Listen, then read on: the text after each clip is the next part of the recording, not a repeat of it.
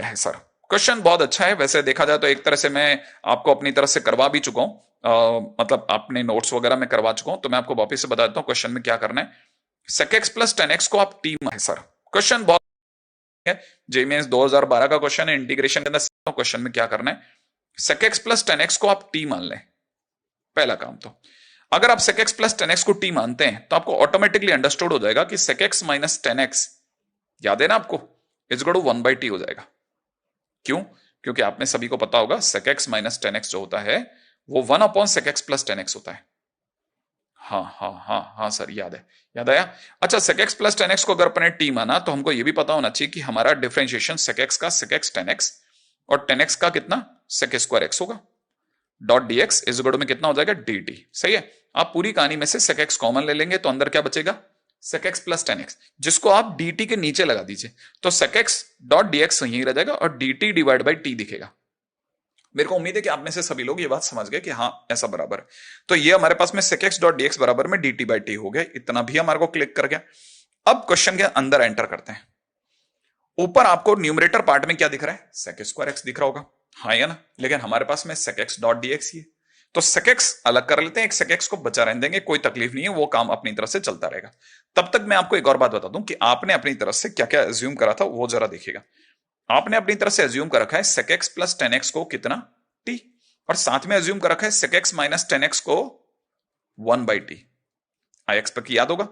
अगर मैं दोनों को जोड़ता हूं तो आप यहां पे कहेंगे कि अपने पास कितना आ गया 2 sec x is equal to कितना हो गया t प्लस 1/t हो गया। अच्छा, ये जो है इसमें से 2 को अगर हम इधर भेज दे तो 1/2 टाइम्स t प्लस 1/t हो गया। ये तो हमारे किसकी वैल्यू है, sec x की। अगर हमने ऐड करने की बजाय घटाया होता तो sec x कट जाते और यहां पे कितना आता 10x, तो अपने पास 10x इज इक्वल होता 2 टाइम्स में t माइनस 1/t। ऐसा ओके, तो हमारे पास में sec x और 10x की t की टर्म्स में वैल्यू पड़ी है। तो हमारे पास में इस sec स्क्वायर x को अगर मैं ऐसे देख रहा हूं sec x into sec x dot dx, ये देख सकता हूं ऐसा। नीचे जो sec x plus ten x पड़ा उसको एक बार के लिए पढ़ा रहने देता हूं, तो यहां पे नीचे मुझे दिख रहा है sec x plus ten x whole power में कितना 9/2। आई एक्सपेक्ट कि यहां तक की बात भी अपने को पकड़ में आ गई होगी कि भाई ये तो हो रहा है। अब क्वेश्चन के अंदर अगर ऐसा है तो मैं आपको ये भी बता देता हूं कि इस sec x डॉट dx की जगह तो मैं dt बाई टी कर दूंगा, तो dt बाई टी कर दिया। इस dt को थोड़ी सी देर के लिए पीछे कहीं लिख देते हैं। इस sec x के साथ क्या करा जाए सर, इस sec x की जगह पे मैं फिल कर रहा हूं हाफ ब्रैकेट में t प्लस 1/t, भर सकते हैं, हाँ सर भर सकते हैं। अच्छा, इस sec x plus ten x का क्या करना है सर, इस sec x plus ten x की जगह मैंने t सोच रखा है, तो ये मेरे लिए बन गया t की पावर में t इंटू में t की पावर 9/2। ऐसा, हाँ ये t बन गया। अब अगर ऐसा है तो इसमें से हाफ को ले जाता हूं बाहर, ये मुझे ऊपर दिख रहा है t plus 1/t times dt, हाँ दिख रहा है सर। नीचे की तरफ मुझे दिख रहा है t की पावर में 11/2 दिख रहा है। अब क्या करेंगे सर, अब t की पावर 11/2 का मैं दोनों में डिवाइड लगाता हूं, तो 1/2 बाहर रह गया, मैं t में जैसे ही डिवाइड लगाऊंगा t की पावर में माइनस का 9/2 हो जाएगा। हाँ सर, t की पावर माइनस का 9/2 हो जाएगा, और जैसे ही मैं इसमें डिवाइड लगाऊंगा 1/t में डिवाइड लगाने पर ये t की पावर ऊपर जाकर के माइनस का 13/2 हो जाएगा, माइनस का 13/2। ऐसा डॉट dt, आप मेरा ख्याल समझ गए होंगे कि हाँ डिवाइड बराबर चल रहा है। 1/2 को बाहर ही रहने देते हैं। अब t की पावर माइनस 9/2 का इंटीग्रेशन t की पावर माइनस का 7/2 अपॉन माइनस का 7/2 यहां होगा, और यहां हो जाएगा t की पावर में माइनस का 11/2 अपॉन में माइनस का 11/2। ऐसा नीचे का जो एलसीएम 2 है वो ऊपर जाएगा और बाहर वाले 2 को कैंसिल आउट कर देगा। फाइनली मेरे पास मेरा जाएगा माइनस का 1/7 t की पावर माइनस का 7/2, ठीक है ना, और यहां से रह जाएगा माइनस का 1/11, राइट है, माइनस का 1/11 t की पावर माइनस का 11/2।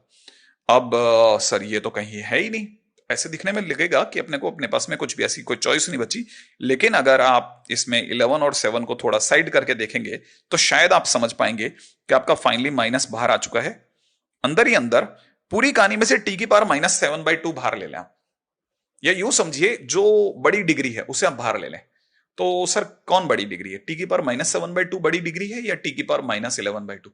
सर हिसाब से देखा जाए तो 11/2 बड़ा लगता है, लेकिन नेगेटिव होने की वजह से वो छोटा दिखता है।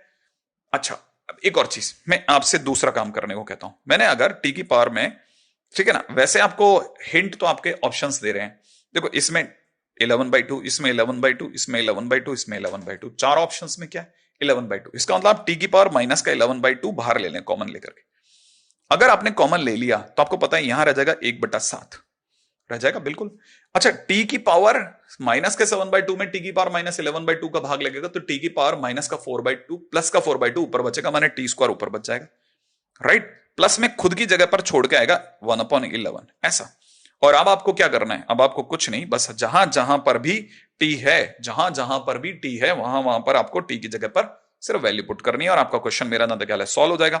और आपका आंसर बन जाएगा माइनस का 1 नीचे की तरफ टी की जगह पर कितना हो जाएगा, sec x प्लस 10x, ठीक है ना, क्योंकि टी आपने ये माना था, अब की होल पावर 11/2 और मल्टीप्लीकेशन में कितना 1/7। अब टी की जगह आप रख सकते हैं कितना, sec x प्लस 10x का होल स्क्वायर प्लस में 1/11। तो आप मेरा ना ख्याल है आप सीधे ही मिला लें तो आपका आंसर ज्यादा जल्दी बैठ जाएगा। तो मेरी तरफ से आंसर बन रहा है माइनस का, पहले तो माइनस का sec x प्लस 10x, ठीक है ना, माइनस का sec x प्लस 10x और फिर बच रहा है 1/11 plus 1/7, 1/11 plus 1/7 sec x plus 10x का होल स्क्वायर और यहां पे माइनस का 1/sec x प्लस 10x की होल पावर 11/2। माने ऑप्शन सी जो है वो एकदम करेक्ट है। बाकी सभी ऑप्शंस में इसमें और इसमें एक ही डिफरेंस आपको दिख रहा है, वो सी और डी में, इसके अंदर बाहर माइनस है और इसमें बाहर प्लस है, जबकि मेरे पास में बाहर क्या आ रहा है, नेगेटिव का साइन। तो ऑब्वियस सी बात है कि मैं सी ऑप्शंस को ऑप्ट करना प्रेफर करूंगा, माने मेरी तरफ से ऑप्शन सही है। क्वेश्चन अपने आप में एक नॉर्मल कैटेगरी क्वेश्चन के आसपास ही रहा, ज्यादा डिफिकल्ट नहीं है, ठीक है ना, ऑलरेडी हमारी कॉपी में है तो वहीं से अगर प्रैक्टिस में है तो बढ़िया है, राइट। अगले पे चलते हैं, नेक्स्ट पॉइंट। अब चलते हैं अपन अगले क्वेश्चन की तरफ, ताकि अपने को पता रहे कि भाई अब नेक्स्ट क्वेश्चन हमारे को किस तरफ लेके जाता है। पहला क्वेश्चन जो हमारे सामने आ रहा है वो भी बड़ा इंटरेस्टिंग है। क्वेश्चन में कह रहे थे एरिया ऑफ द रीजन बताइए, एक्स और वाई इस तरह से है कि एक्स 0 से लेकर के 9/4 के बीच में और वाई अपने आप में 0 से 1 के बीच में। एक्स जो है वो अपने आप में 3y से बड़ा है, x plus y is greater than equal to 2, ठीक है ना। तो ये अपने आप में साफ बताता है कि आपको x plus y is equal to 2 करके कोई एक लाइन ड्रॉ करनी है और उसके ऊपर का हिस्सा लेना है, ठीक है ना। टॉप साइड आपको एरिया लेना है। ये आपको साफ बताता है कि आपको एक y इज इक्वल टू में x/3 करके लाइन ड्रॉ करनी है, ठीक है, और आपको उसके नीचे का हिस्सा लेना है, ठीक है ना।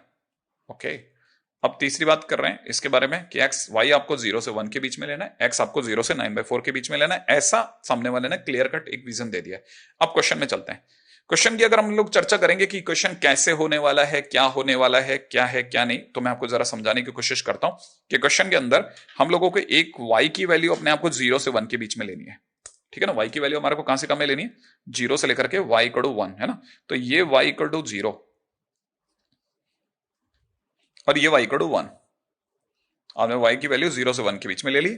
x की वैल्यू आपको 0 से लेकर 9/4, 9/4 मतलब 2.25, तो तकरीबन इतना। तो x की वैल्यू आपको x इज इक्वल टू 0 से लेकर के 9/4 के बीच में ये लेना है। अच्छा, आपको y इक्वल टू में x/3, y इक्वल टू में x/3, y इक्वल टू में x/3 जो होगा, ठीक है ना। मैं आपको पहले बता दूं, जैसे सपोज करो ये एक बार लाइन है, मैंने ऐसे ड्रॉ करा, एक रफ ड्रॉ कर रहा हूं कि मैंने ये कहा ये y इक्वल टू में x/3 है, ठीक है ना। अगर ये y इक्वल टू में x/3 है तो मुझे ये भी पता होना चाहिए कि ये यहां पे कहां पे कट करेगी।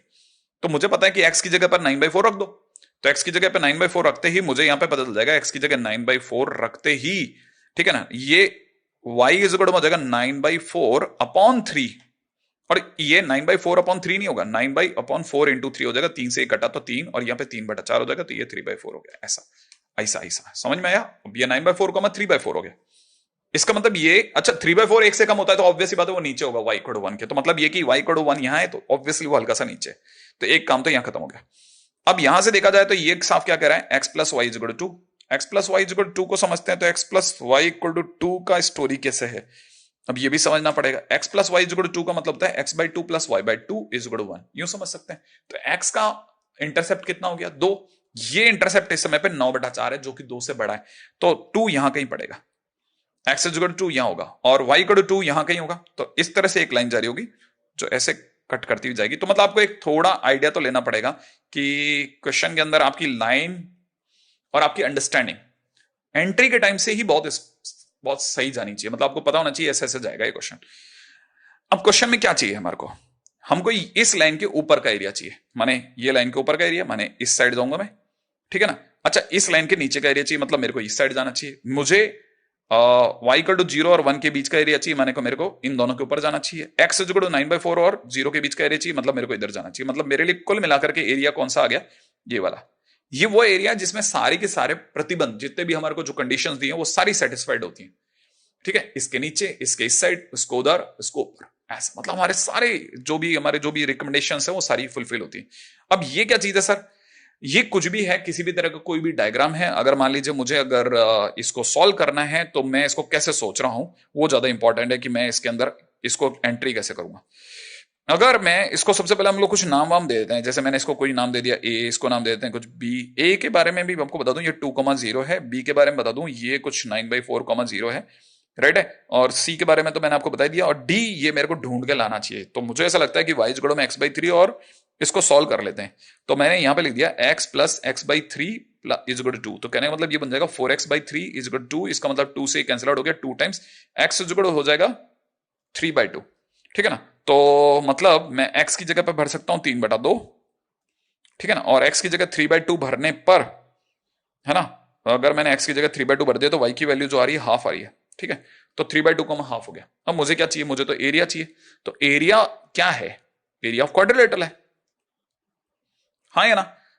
मैंने इसका नाम कुछ ए रख दिया था, बी रख दिया, इसको सी रख देते हैं, इसको डी रख देते हैं, तो क्वाड्रिलेटरल का नाम एबीसीडी आ जाएगा।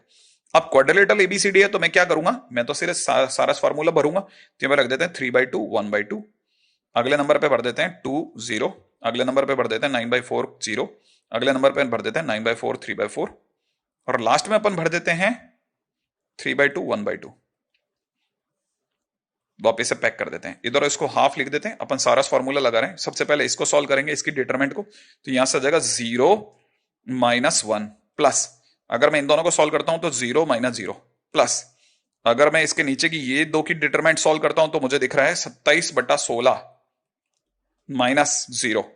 ओके डन, प्लस अगर मैं ये नीचे वाली इन दो की डिटरमिनेंट को सॉल्व करता हूं तो मुझे दिख रहा है कुछ 9/8 minus 9/8 minus 9/8, that's great, right है। तो फाइनली ये भी 0 हो गया, तो मेरे पास में जो फाइनल आंसर आ रहा है कुछ 27/32, 27/32, जो कि कहीं पे भी नहीं है।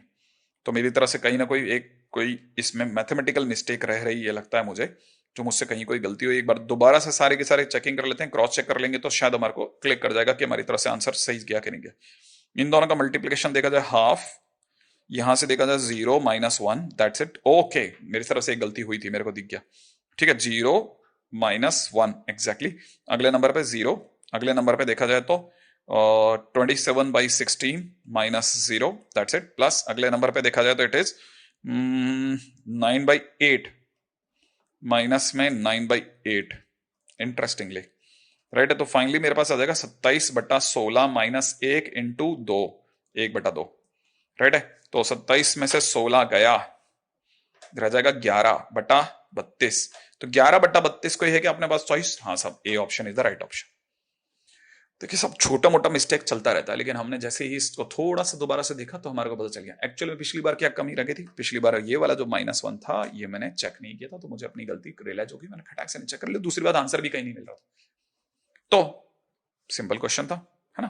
तो सिंपल क्वेश्चन, मेंस के लायक, मेंस के तो पक्की बात है लायक है। मेंस में तो अपन कह ही नहीं सकते कि मेंस के लायक नहीं, मेंस के तो 101% लायक है। चलिए साहब अपन चलते हैं अगले क्वेश्चन की तरफ, देखते हैं अपना अगला क्वेश्चन हमें किस और पुश कर रहा है। नेक्स्ट क्वेश्चन के ऊपर बात करते हैं। नेक्स्ट क्वेश्चन हमें कहां लेके जाता है जरा देखें। अगला क्वेश्चन हमारे को दे रहा है कि फंक्शन अपने आप में आर से आर में है, डिफरेंशियबल फंक्शन है, इस तरह से कि डेरिवेटिव एफ डैश जो है वो अपने आप में कंटिन्यूअस है, एफ पाई की वैल्यू -6 है, ठीक है ना। और ये भी बता रहा है कि फंक्शन जो है वो 0 से पाई से आर में देखा जा रहा है, और इस तरह से कि एफ एक्स बराबर में, है ना, इतना है।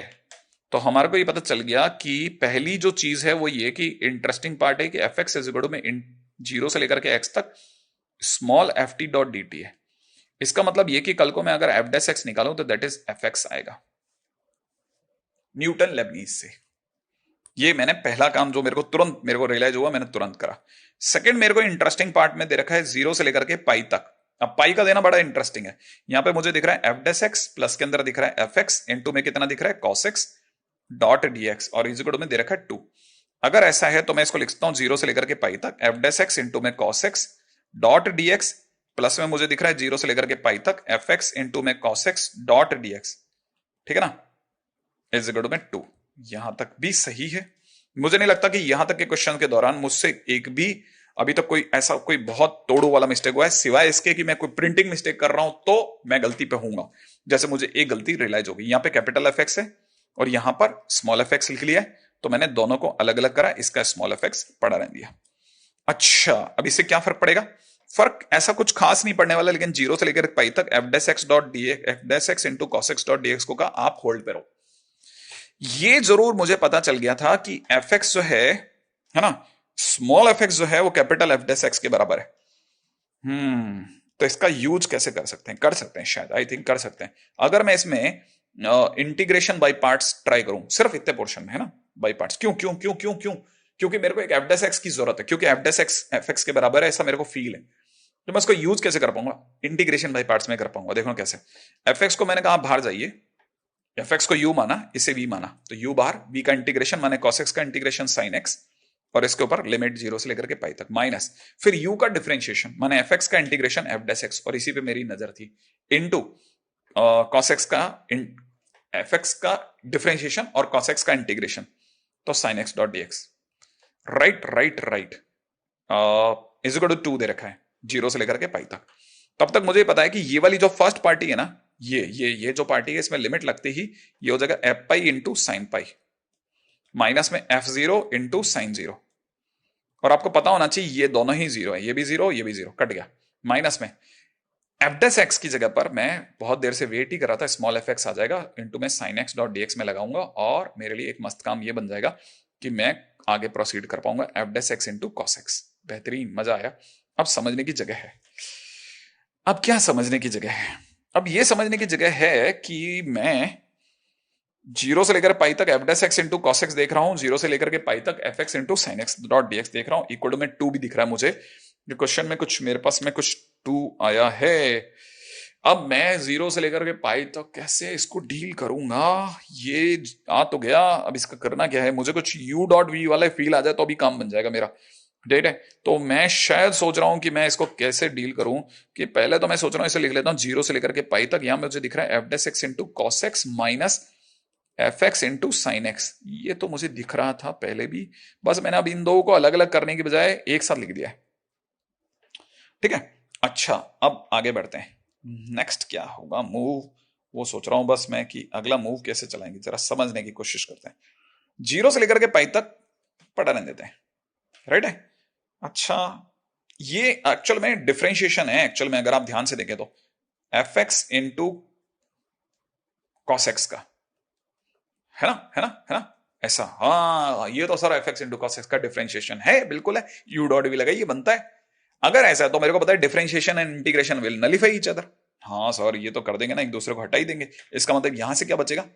Small F x into cos x, उस पर लिमिट लग जाएगी जीरो से करके पाई तक, और इसकी वैल्यू 2 हो जाएगी। हाँ, फिर क्या होगा? ये बन जाएगा F pi small f pi into में कॉस पाई माइनस में एफ जीरो इंटू में cos zero is equal to 2। अच्छा, अब सरकार ने एफ पाई की वैल्यू -6 दे रखी है, और सरकार ने एफ जीरो तो पूछा है। हाँ, तो ये तो हो जाएगा माइनस, ये तो हो जाएगा प्लस का 6, कॉस पाई -1 और दोनों मिलाकर के प्लस का 6, माइनस में एफ जीरो यहां से रह जाएगा इज इक्वल टू 2। इसका मतलब एफ जीरो की वैल्यू आ जाएगी मेरे पास में कितना? 6 - 2 बोले तो 4। इसका मतलब आंसर हो गया एफ जीरो का कितना? 4। और यही तो वो पूछ रहा था, राइट है। नॉट वेरी बैड क्वेश्चन, मतलब ठीक ठाक क्वेश्चन था, अच्छा सा क्वेश्चन था, बहुत बुरा वाला क्वेश्चन तो नहीं कहेंगे, सिंपल क्वेश्चन था कि हाँ भाई बन सकता है। न्यूटन लेबनीज बेस्ड क्वेश्चन है साहब, और मैं जैसा बोलता आया हूं कि इस तरह के क्वेश्चंस को जरूर जाकर देख के जाइएगा, मेंस के लायक परफेक्ट क्वेश्चन है, बहुत बुरा क्वेश्चन नहीं कहा जाता, मेंस के लायक है। जैसे ही थोड़ा सा मेंस अपना स्टैंडर्ड अपग्रेड करने की कोशिश करेगा या सोचेगा, वो इस क्वेश्चन की तरफ आ सकता है।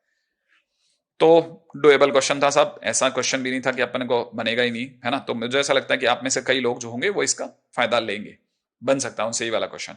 ठीक है, चलते हैं अपन भी अगले क्वेश्चन की तरफ, ठीक है। तो चलिए साहब अपना अगला क्वेश्चन करते हैं। नेक्स्ट क्वेश्चन हमारे को क्या कहता है देखते हैं फटाफट से। अगले क्वेश्चन में हमारे को दिख रहा है ए अपने आप में अगर एक रियल नंबर है और मॉड ए अपने आप में 1 से बड़ा है, तो हमको ये बताइए कि इस लिमिट का आंसर अगर 54 है तो ए की वैल्यू क्या होगी, ये सब। अच्छा देखिए, अब जो भी हमारे सामने क्वेश्चन है उसको जरा थोड़ा साइड में करके अगर भाई हम लोग इस क्वेश्चन को थोड़ा नजर से देखते हैं तो हमारे को क्या क्या दिख रहा है वो समझते हैं अपन लोग, ठीक है। एक चीज तो हमारे को समझ में आ रही है वो ये कि limit n tends to infinite तो है, और हमको जो दिख रहा है वो ये कि मैं ऊपर तो कुछ बहुत फिनोमिनल चेंजेस तो नहीं देख रहा। इसको भी 1⁻⁻³ डैश लास्ट के अंदर n⁻⁻³ लिख लेते हैं, ऐसा है ना। अच्छा, अब नीचे की तरफ यहां देखा जाए तो n⁻⁷ तो अपने बाहर कर ही लिया है। अच्छा, और मेरे को एक और बात समझ में आ रही है कि मैं क्यों ना इस ब्रैकेट में से जो नीचे जो है ना सिंपल ब्रैकेट, इस ब्रैकेट में से मैं n कॉमन लेने की सोच रहा हूं, तो मेरे को 1/n² बाहर आ जाए दिख जाए।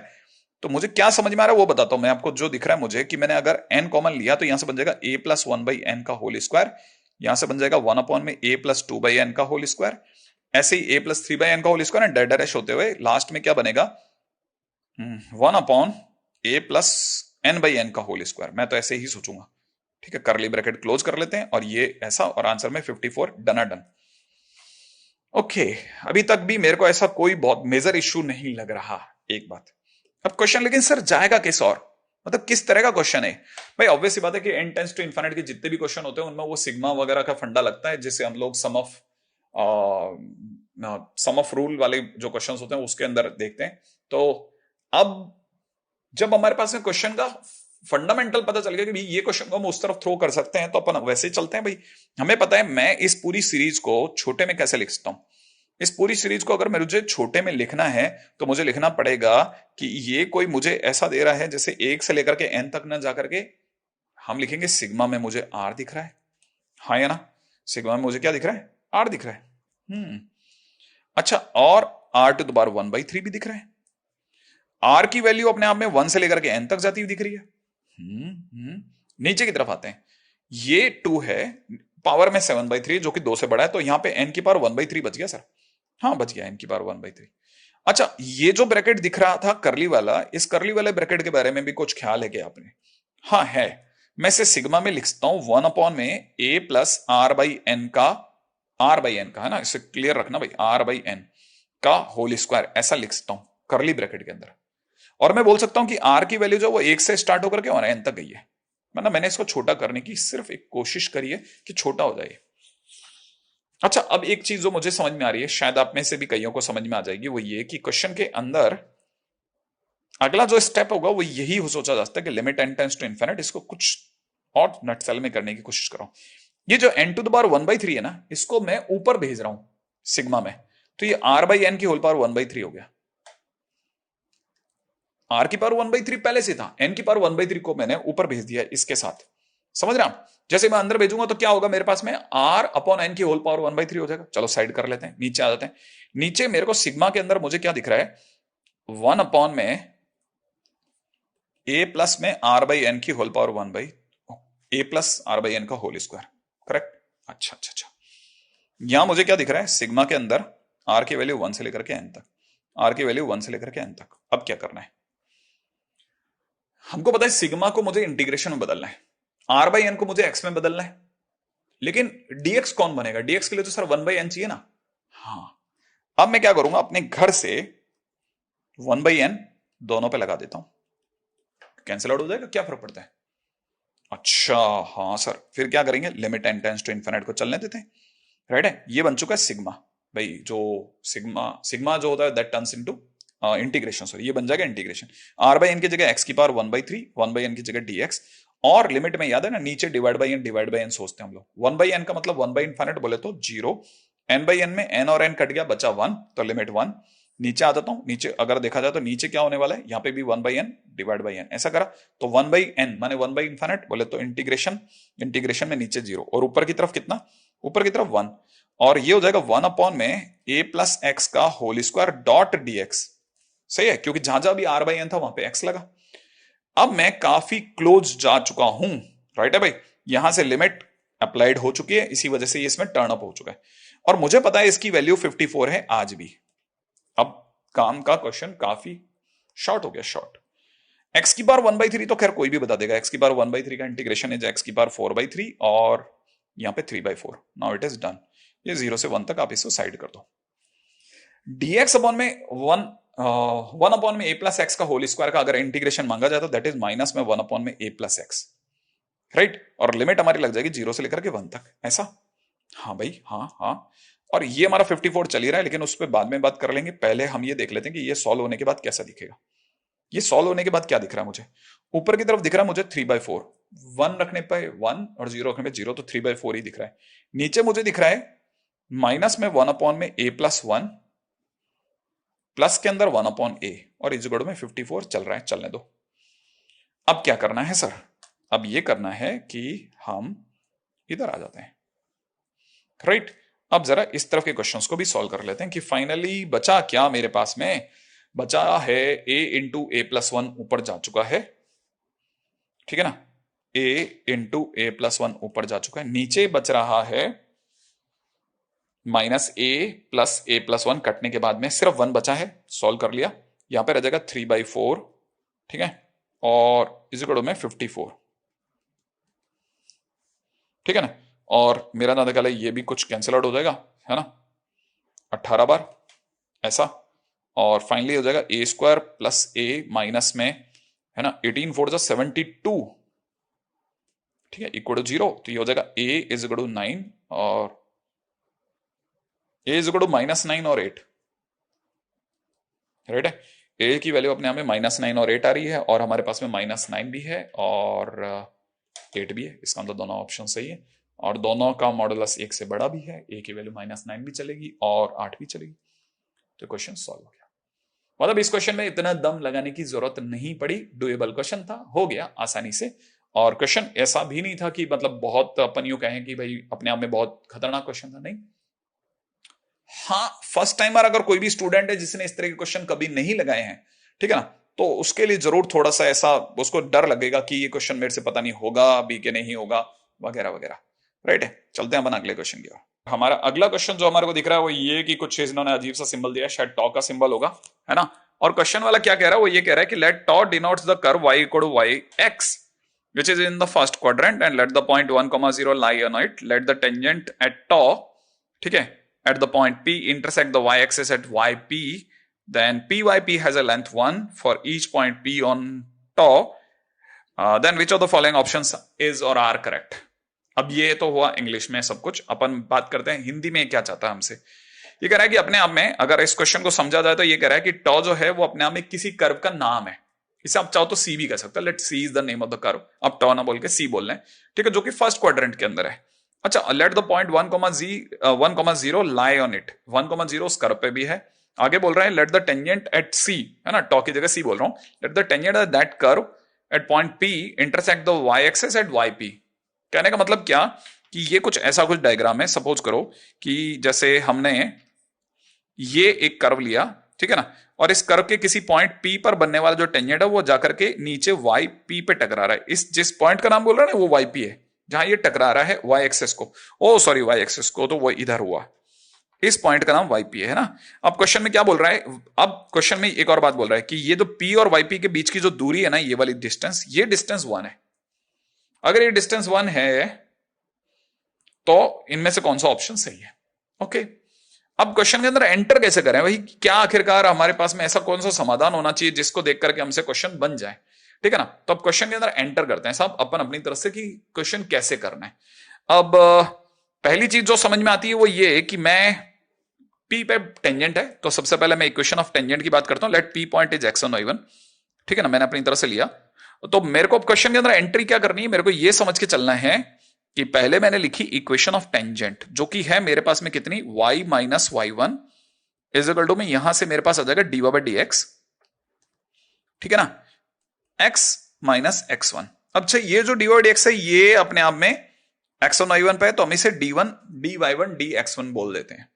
अच्छा, अब क्वेश्चन के अंदर दूसरी बात ये बोली है कि ये जो है इक्वेशन ऑफ टेंजेंट है, दिस टेंजेंट लाइन, ये जो टेंजेंट वाली लाइन है कट्स एट yp, ये अपने हमें yp पे जाके कट करा y एक्सिस को। अच्छा, y एक्सिस पर x की वैल्यू 0 होती है, तो अगर x की वैल्यू 0 होती है तो मैं x की जगह पे 0 पुट कर सकता हूं। अगर मैंने x की जगह पे 0 पुट करा तो मुझे पता है कि x की जगह 0 पुट करते ही क्या होगा, मैंने इस x की जगह 0 पुट कर देंगे तो हमारे पास y की वैल्यू आ जाएगी, ये y1 आ जाएगा सरक करके इस साइड माइनस का, और यहां से हो जाएगा माइनस का x1 into dy1 upon dx1, ऐसा। तो मैं इस पॉइंट के कोऑर्डिनेट लिख देता हूं y1 minus x1 into D Y by D x at x1 y1, यूं समझ सकते हैं आप, राइट है। तो मैंने क्या किया, सिर्फ इस लाइन के अंदर उठा करके x की जगह 0 पुट कर दिया। अच्छा, अब मेरे पास में yp आ चुका है, p मेरे पास ऑलरेडी पड़ा है। अच्छा, मेरे पास जब दोनों पॉइंट पड़े हैं तो उनके बीच की दूरी 1 भी है, तो मुझे ये पता है कि p yp distance is equal to 1। इसको अगर मैं यूटिलाइज करता हूं तो डिस्टेंस फार्मूला लगाऊंगा। अब डिस्टेंस फार्मूला में मैं लिखूंगा x1 माइनस 0 का whole square plus y1 minus की जगह plus x1 into D Y by D X, अपन डी वाई डी एक्स ही लिख रहे हैं, इज इक्वल टू का whole square is equal to 1। अच्छा, अपने को ये भी समझ में आता है y1 कैंसिल आउट हो गया। अब y1 अपने आप में कैंसिल आउट अगर हो रहा है तो मेरे पास क्या क्या रह गया, रिमेनिंग पार्ट में रह गया एक तो x1 का स्क्वायर प्लस के अंदर यहां से मेरे को जो दिख रहा है x1 का स्क्वायर इंटू में D Y by D x का whole square is equal to 1। सही भाई। अच्छा, अब ये वाली बात भी यहां तक भी तर्क में आकर के सेट हो गई। मेरे को जो दूसरी चीज यहां से समझ में आ रही है वो ये कि d Y by D x का होल स्क्वायर को तो यहीं छोड़ देते हैं, इट इज 1 माइनस में x1 का स्क्वायर अपॉन x1 का स्क्वायर, ऐसा कहते हैं। अगर मैंने ये स्क्वायरिंग यहां से हटा दी तो ये अंडर रूट यहां आ जाएगा। अगर अंडर रूट यहां आ जाएगा तो आगे लगेगा plus minus 1 d Y D x की value root over 1 minus x square upon x1 का स्क्वायर होगी। अच्छा, आप में से कोई चाहे तो ये अंडर रूट को यहां तक ही लगा दे और इसकी जगह पर x1 लिख ले तो भी चलेगा, बिल्कुल चलेगा, क्योंकि आपने प्लस माइनस लगा रखा है। अब मेरे पास में डी वाई डी एक्स की value root over 1 minus x का स्क्वायर अपॉन में x1 इस तरह से कुछ आ चुकी है। तो मैं x1 को तो धीरे धीरे x में कन्वर्ट कर लूंगा ताकि मैं इसे किस फॉर्म में लेके जाऊं, मैं इसे पूरी तरह से ले जाना चाहता हूं डिफरेंशियल इक्वेशन वाली फॉर्मेट में। अब मैं इसे कैसे सोच रहा हूं कि मेरे पास में दो चीजें बड़े ध्यान से समझना है ना। मतलब हम d Y by D x की बात कर रहे हैं। अब यहां पे भी एक बात समझने की है, हमारा पूरा कर्वेचर जो है पूरी तरह से फर्स्ट क्वाड्रेंट के अंदर है, पूरी तरह से किसमें, फर्स्ट क्वाड्रेंट के अंदर लाई कर रहा है, एक बात। और दूसरी बात ये कि इस पर जो पॉइंट पी होगा वो भी फर्स्ट क्वाड्रेंट में कहीं लाई करेगा। इसमें पर जो मुझे समझ में आ रहा है वो ये कि इसकी टेंजेंट जो है वो ऑब्वियसली अगर इसे वाई एक्सिस पे कट करना है तो इसको यूं टेंजेंट को टेढ़ा होना पड़ेगा, और टेंजेंट को टेढ़ा होने के लिए बट ऑब्वियस है कि जो एंगल होगा वो 90 से ज्यादा बड़ा होगा, और 90 से ज्यादा बड़ा होते ही सेकंड क्वाड्रेंट में आएगा, और सेकंड क्वाड्रेंट के अंदर थीटा जो होगा माने टेन थीटा जो होगा वो नेगेटिव होगा, और टेन थीटा ही डी वाई डी एक्स है, तो इसका मतलब ये कि डी वाई डी एक्स यहाँ पे नेगेटिव होना चाहिए, माने मैं पॉजिटिव को इग्नोर करना शुरू कर रहा हूं, राइट है। तो मैंने यहाँ पे प्लस माइनस में से किसको लेना चालू करा, माइनस को। अब मेरे पास में D Y by D x के अंदर अगर देखा जाए तो एक तरह से डी वाई की जो वैल्यू आ रही है माइनस में root over 1 minus x square upon x dot d x जैसा कुछ फील दे रहा है, और अगर ऐसा दे रहा है तो मैं दोनों साइड में इंटीग्रेशन का भी उपयोग करूंगा। अब क्या करोगे सर, अब आपके पास में तो d Y by D x के अंदर डी एक्स डी वाई की वैल्यू भी आ गई। अब व्हाट नेक्स्ट, आपका मूव क्या होगा? भाई मैं ये सोच रहा हूं कि मैं 1 माइनस एक्स स्क्वायर को कुछ टी स्क्वायर ले लेता हूं, उससे मेरे पास में x d x is equal to में माइनस का टी डी टी हो जाएगा। हाँ सर, लेकिन एक्स है कहां आपके पास में? हाँ, एक्स का ही तो लफड़ा पड़ रहा है, एक्स का लफड़ा पड़ रहा है, तो कैसे करेंगे सर आप? देखिए एक्चुअल में मेरे दिमाग में क्या चल रहा है कि मैं d x is equal to में ले लेता हूं माइनस का अगर यहां से देखा जाए तो T d T by x, सही है, ऐसा कर लेते हैं। और अगर ऐसा है तो माइनस तो ठीक है, यहां पे लिख लेते हैं अंडर रूट में टी स्क्वायर, डीएक्स की जगह अपन लिख लेते हैं माइनस का t d T divide by x. अच्छा, ये सरकारी एक्स ऑलरेडी बीच में पहले से पड़ा तो ये हो जाएगा एक्स स्क्वायर, ओके, ये माइनस माइनस प्लस हो जाएगा, और यहां पे हो चुका होगा T square dot D T, और नीचे जो एक्स स्क्वायर है इसकी जगह पर मुझे दिख रहा है 1 minus t square, 1 minus t square, correct. लेकिन इस dx की वजह से एक ऑलरेडी एक और माइनस आया था जिसकी वजह से प्लस हो चुका है, तो नीचे की तरफ बन जाएगा x square is equal to 1 minus t square. हाँ, x square is equal to 1 minus t square, बिल्कुल बराबर। अब मैं अपनी तरफ से इस क्वेश्चन को इजीली सॉल्व कर सकता हूं। मुझे ये दिख रहा है 1 माइनस टी स्क्वायर अपॉन में 1 माइनस टी स्क्वायर, क्या कहते हो आप लोग? ठीक है, डॉट डी टी। कोई यहां तक एरर शरर नहीं रह जाए, ताकि हम लोग अपनी तरफ से कहीं ऐसा ना हो कि हम अपनी तरफ से क्वेश्चन को कुछ गड़बड़ कर दें। अगर देखा जाए तो ये अपनी बात यहां तक सही है, ये सही है, टी के अंदर भी कोई कमी नहीं है, अपनी तरफ से टी स्क्वायर इंटू में T square 1 minus t square चल रहा है, टी स्क्वायर अपन में 1 माइनस टी स्क्वायर एकदम सही चल रहा है। इसका मतलब ये कि डी टी डिवाइड बाई, यहां से हो जाएगा D T divide by T square और इधर की तरफ हो जाएगा -1। इसका मतलब यहां से मेरे पास में आंसर आ जाएगा माइनस का टी और माइनस का D T divide by 1 minus t square, जिसको मैं किस में कन्वर्ट कर दूंगा, लॉग के अंदर, ये प्लस का, सॉरी, तो प्लस के अंदर मेरे पास में आ जाएगा लॉग, ब्रैकेट के अंदर हो जाएगा 1 माइनस टी अपन 1 प्लस टी, ठीक है ना, प्लस का सी। अब मैं क्लोज टू ऑल हूं, इसका मतलब मेरे पास में y की वैल्यू आ चुकी है। अब दूसरा पॉइंट, यहां तक मैंने सब चीजों को t में कन्वर्ट कर लिया। अब मैं t की जगह पे चलता हूं x की दुनिया में, तो माइनस में रूट ओवर t की जगह मेरे पास आ रहा है अंडर रूट में 1 माइनस एक्स स्क्वायर, ये डन। प्लस के अंदर यहां से आ रहा है लॉग के अंदर ब्रैकेट के अंदर 1 माइनस अंडर रूट के अंदर 1 माइनस एक्स स्क्वायर, ये भी डन। 1 प्लस अंडर रूट के अंदर कितना 1 माइनस एक्स स्क्वायर, ये भी डन, राइट। अच्छा, अब अगर बाय द वे इस पूरी कहानी में एक पॉइंट और है जिसको हमको ध्यान से सोचना है, वो ये कि हमारी कहानी कुछ dx अपॉन में ए स्क्वायर माइनस एक्स स्क्वायर की थी, जिसमें a आगे था। अगर a आगे होता है तो ऐड होता है। ऐड होने का मतलब ये कि ऐड पहले होगा और सब्ट्रैक्ट बाद में होगा, तो इसके लिए नीचे की तरफ 1 माइनस होगा, यहां पर भी माइनस और यहां प्लस हो जाएगा। ठीक है, तो ये भी एक इकलौती जो हमारे साथ में जो गलती होने वाली थी, वो भी हमने इसको भी डिलीट कर दिया। अब जो भी मेरे पास में यहां से लेकर के यहां तक का जो कुछ भी आ रहा है, ये एक कर्वेचर का सेट है, माने फैमिली है, क्योंकि इसमें सी है, सी की वैल्यू तो बदल सकती है। अब मुझे इसे पार्टिकुलर सॉल्यूशन में लेकर जाने के लिए मुझे वही कर्वेचर चाहिए जो 1,0 से पास आउट हो, क्योंकि क्वेश्चन ने लिखा है 1,0 से पास होना चाहिए। इसका मतलब मैं इसमें 1,0 रखूंगा, मैंने मेरे को y की जगह 0 रखना है, x की जगह 1 रखना है। तो मुझे साफ दिख रहा है कि ऐसा करने पर c की वैल्यू, अगर मैंने 1,0 से पास आउट कराया तो इसका मतलब c की वैल्यू 0 आ जाएगी। और c की वैल्यू अगर 0 आ जाएगी तो मेरे पास में क्वेश्चन क्या रह जाएगा, मेरे पास में क्वेश्चन के नाम पे रह जाएगा y इज इक्वल में log इतना, और इसके अंदर भी नीचे की तरफ 1 माइनस एक्स स्क्वायर का कुछ लफड़ा दिख रहा है, जो कि हमारे पास में ऑप्शंस में कहीं नहीं है। यहां पे भी x है, यहां पे भी x है, ठीक है। इसका मतलब हमारा आंसर क्लोज है, लेकिन एकदम परफेक्ट नहीं आया। क्यों नहीं आया? क्योंकि हमने एक गलती कर दी थी, शायद मेरा ना था क्या, dx अपॉन में a square minus x square का फार्मूला होता है हाफ ln।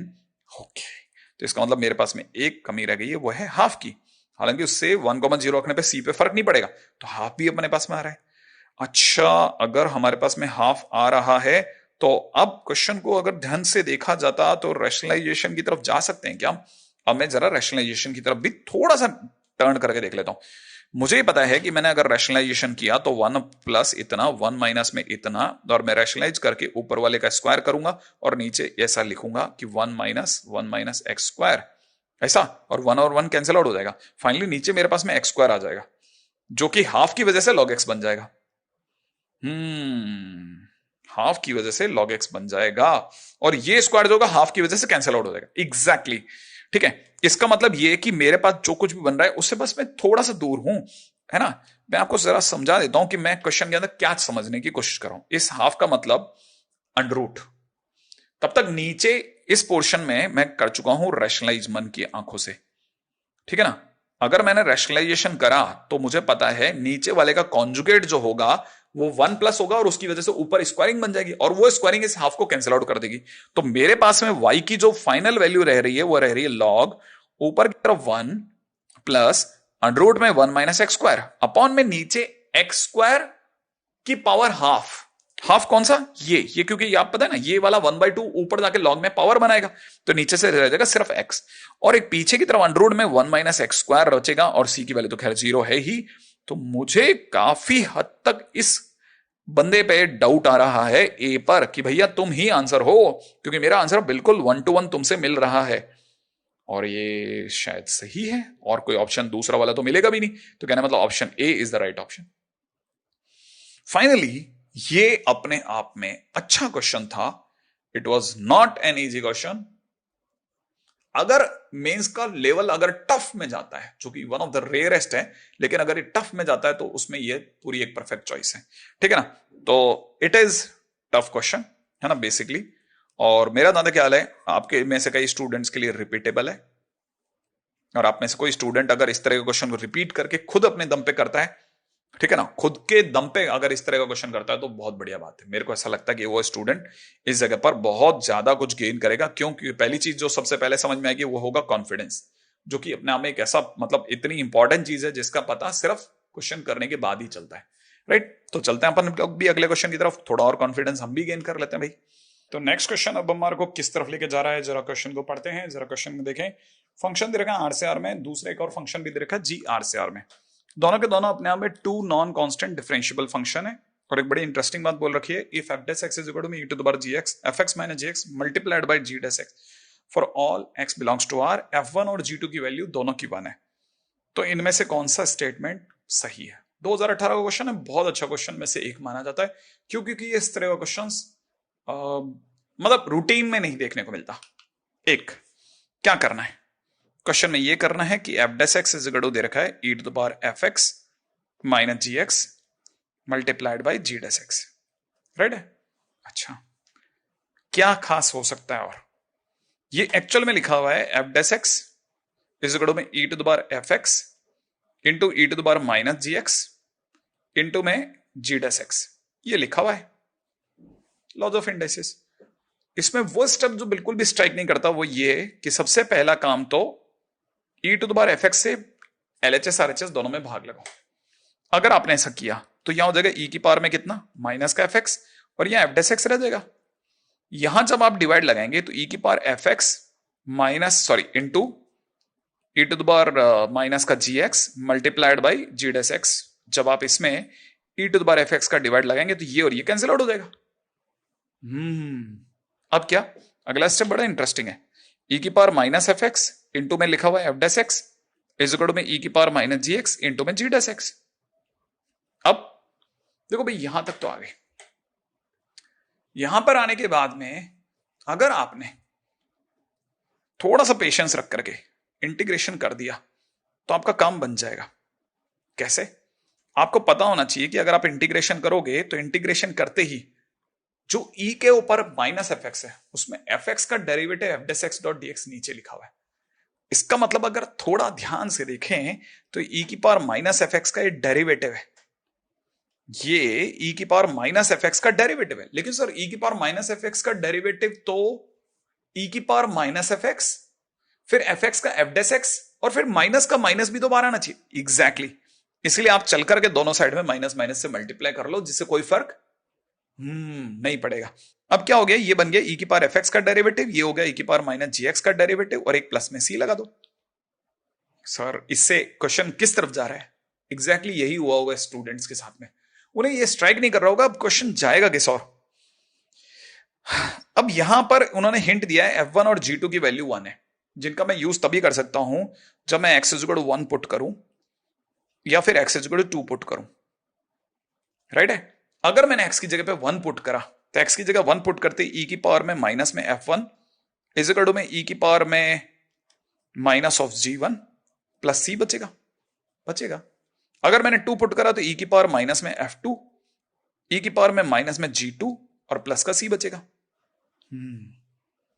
अब क्वेश्चन में F1 1 दे रखा है तो मैं इस F1 की जगह 1 कर सकता हूं, तो e की पावर माइनस 1, e की पावर माइनस का G1 प्लस सी, ऐसा दिखेगा। ये बन जाएगा 1 बाई ई की पावर माइनस 1 को। तो मैं सबको एक काम करता हूं, ई की पावर में माइनस का G1 minus 1 by e plus c equal to 0 ऐसा लिख लेता हूं। अब ये कैसे सूझेगा? ये वाकई में नहीं स्ट्राइक कर सकता था एग्जाम में, बिल्कुल किसी हालत में नहीं स्ट्राइक कर सकता था जब तक आप इस तरह के क्वेश्चन 2-4 लगा के नहीं गए हो। अगर आपको पता तो G2 की जगह 1 है तो यहां से हो जाएगा ई की पावर माइनस में F2 इज इक्वल टू में ई की पावर माइनस 1 प्लस सी। आप चाहो तो ऐसा लिख सकते हो 1 अपॉन ई माइनस ई की power minus F2 plus c equal to 0। सबको एक तरफ लिया है। अब ये जो चीज है ना, ये जो आखिरी लाइन है, ये वाकई में स्ट्राइक नहीं करती, लेकिन अब क्वेश्चन में और कोई तरीका नहीं है आपको सिवाय एक इस तरह का क्वेश्चन दिखाने के। करना आगे क्या है वो भी बड़ा इंटरेस्टिंग है। हमारे पास में ई की पावर में माइनस में G1 minus 1 upon e plus c equal to 0 एक लाइन पढ़िए, ई की पावर माइनस ई की पावर माइनस F2, ठीक है ना, प्लस का 1 upon e plus c equal to 0 दूसरी लाइन पढ़िए। और मैंने जोड़ूंगा नहीं, मैंने लेस करूंगा, मैंने सब्ट्रैक्ट करूंगा। अगर मैंने सब्ट्रैक्ट करा तो सी और सी कट गए। यहां से माइनस का 2 बाई ई आया, जिसको अपने राइट हैंड साइड में 2 बाई ई करके लिख दिया। ये जो बचा ये माइनस माइनस प्लस हो गया, ये बन गया ई की power minus F2 plus e की power minus of G1 is equal to 2 by. अब यहां तक पहुंचने के बाद दूसरी चीज बड़ी इंटरेस्टिंग है। क्या? जो वापस न के बराबर चांसेस है स्ट्राइक करने के। इन दो पॉजिटिव नंबर्स का सम 2/e है ना भाई, इन दोनों पॉजिटिव नंबर है, इनका सम कितना है 2/e।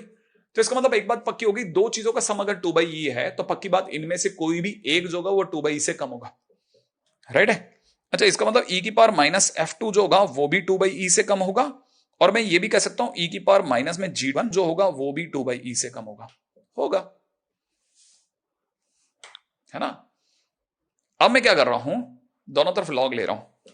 अगर मैंने लॉग ले लिया तो मैं कह सकता हूं माइनस में जो f2 होगा लॉग लेने पे log 2 -1 से छोटा होगा, माइनस f2।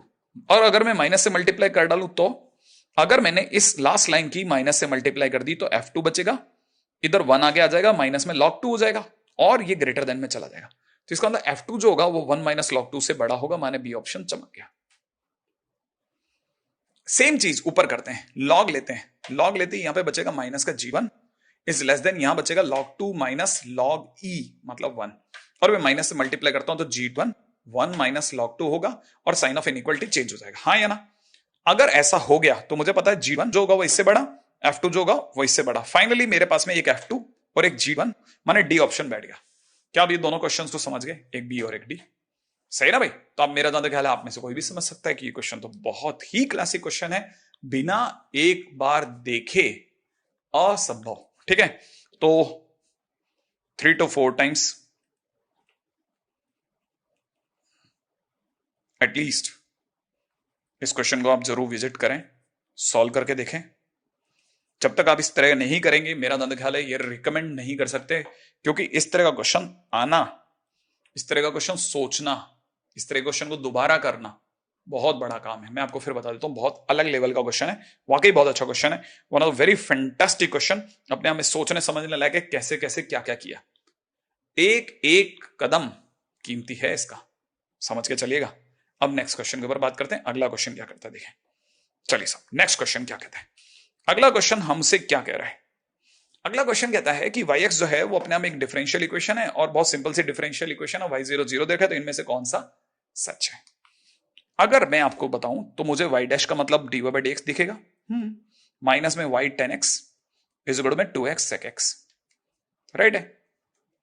अब मैंने क्या समझा इसको देखते कि पहली चीज मुझे चाहिए इंटीग्रेटिंग फैक्टर e की पावर p dx, p कितना है minus tan x dot dx, tan x का इंटीग्रेशन कितना होता है log sec x, और आप में से कोई समझता है तो e और log कट जाएंगे और 1/sec x का मतलब cos x बचेगा। तो इंटीग्रेटिंग फैक्टर कितना आ गया cos x, यहां तक आ गया। अब सेकंड काम क्या करते हैं, y if, तो y cos x is equal में इंटीग्रेशन में q if, q मतलब 2x sec x into cos x dot dx, और cos x और sec x कट गया, फाइनली बच गया y cos x is equal में x²/2, x²/2 का 2 भी कट गया, x² प्लस c। अब c को हटाने के लिए अगले ने तीसरा दांव खेला है, कहता है y0 0 है, माने मुझे x और y की जगह क्या रखना है 0 cos 0 0 का स्क्वायर प्लस c, मतलब c की वैल्यू कितनी आ गई 0। इससे मेरे पास में इक्वेशन बन गई, फाइनली हमारे पास में क्या आ रहा है y cos x is equal to में x² आ रहा है। ओके, अब जिनके पास में ये बन गया वो जानते हैं कि y को लेकर के दो बातें लिखी हैं, a और c ऑप्शन चेक करते हैं। इसमें अगर मैंने y में अगर मैंने π/4 डाला तो y की जगह π/4 डालने पे y इंटू कॉस π/4, x की जगह डालने पर यहां पर हो जाएगा π²/16। इसका मतलब y की वैल्यू आ जाएगी π²/16 और 1/√2 का √2 उधर जाके गुणा हो जाएगा, तो y की वैल्यू आ जाएगी π²/8√2, है ना। तो π/4 पे हमारा आंसर आ रहा है π²/8√2, माने ए ऑप्शन तो करेक्ट है, ठीक है। अब जरा π/3 डालते हैं। अगर मैंने आपकी बार π/3 डाला, क्योंकि c में π/3 डाला है ना, इसलिए, है ना। तो मैंने अगर π/3 डाला तो y cos π/3 is equal to π²/9, माने y π²/9 की जगह 9 और cos π/3 कितना होता है 1/2, तो 1/2 का 2 ऊपर मल्टीप्लाई होगा तो 2 π²/9, जबकि π²/9 है, इसका मतलब ये सी ऑप्शन गलत है, ए ऑप्शन सही बैठ गया। अच्छा, लेकिन बी और डी भी एक और ऑप्शन है, लेकिन वो ऑप्शंस किस पे y' पे। अब y' के लिए हमारे पास में ये पड़ा है, अगर मैं आपको बोलूं मुझे तो ऐसा दिख रहा था तो चलेगा नहीं चलेगा, चलेगा। अब मैंने इसका dy/dx निकाला, x² sec x का sec x tan x plus में फिर sec x का तो 2x sec x ऐसा। और फिर जैसा बोल रहे हैं, पहले मैंने π/4 डाला, तो मैंने dy/dx में अगर मैंने π/4 डाला तो π/4 डालने पे क्या वैल्यू आ रही देखो, π² / 16 cos π/4 √2 into 1 plus 2 into π/4 into √2। सही है भाई, ऐसा ऐसा। तो ये देगा π² / 8√2 प्लस में π/√2, जो कि आंसर नहीं है, बी तो गलत हो गया। अब मैं dy/dx में ही डी ऑप्शन चेक करा रहा हूं, x की जगह π/3 डाल रहा हूं। अगर मैंने π/3 डाला तो x² की जगह हो जाएगा π²/9, अब sec π/3 cos π/3 का उल्टा माने 2 tan π/3 √3 प्लस में 2 π/3 इंटू 2। सही है, तो यहां से आ जाएगा 2 π² / 3√3 प्लस में 4 π/3। है क्या आंसर अपने? हाँ, 4 π/3 प्लस इतना, तो मैंने डी ऑप्शन से ही बैठे। क्वेश्चन लेंदी नहीं था, परफेक्ट मेंस के लेवल का क्वेश्चन था। तो मेंस के हिसाब से अगर देखा जाए तो हम जब एडवांस के क्वेश्चन कर रहे हैं तो कुछ एक इसमें से कुछ प्रीवियस ईयर्स क्वेश्चन ऐसे भी हैं जो कि बहुत आराम से मेंस में हो सकते हैं। तो साहब ये तो था अपना आज का पूरा प्रयास कैलकुलस को आगे धक्का देने का, माने कैलकुलस के कुछ क्वेश्चन देखने का, है ना। दोबारा भाई ये तो पता चल गया कि हमारे पास क्वेश्चंस हैं, हम कर सकते हैं, डुएबल हैं, करा जा सकता है। अब अगले क्वेश्चंस आगे मिलेंगे अगली बार, तब तक कोई प्यारी सी बात, माता पिता का